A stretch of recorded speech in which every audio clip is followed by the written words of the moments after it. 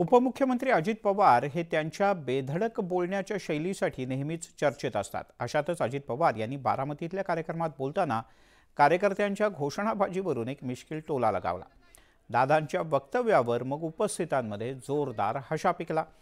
कार्यकर्त्यांनी एकच वादा अजितदादा अशी घोषणा दिली। यावर दादांनी कार्यकर्त्यांची मोठी फिरकी घेतली। लोकसभेला हा वादा कुठे गेला होता काय माहीत असं त्यांनी हसत हसत म्हटलं आणि एकच हशा पिकला। पाहुयात झालं काय। काय काय योजना मी आता अरे थांबा रे जरा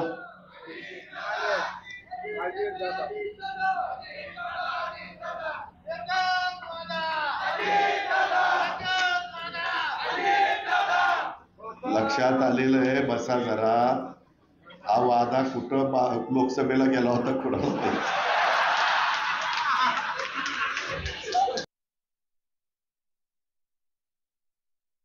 नुसता सत्कार कशाला करता? कुठे गेला तो? सत्कार करण्यापेक्षा बटन दाबा माझं उजवा।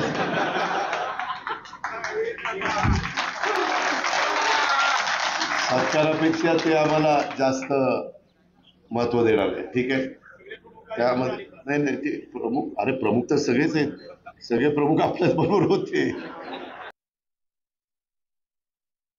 मी बऱ्याचदा बघतो झाडं लावली जातात, फोटो काढले जातात, आम्ही झाडीनं पाणी घालतो, मस्तपैकी पोच देतो, सगळं काही होतं, परंतु महिन्यानी 2 महिन्यांनी त्या झाडाचा पत्ता नसतो।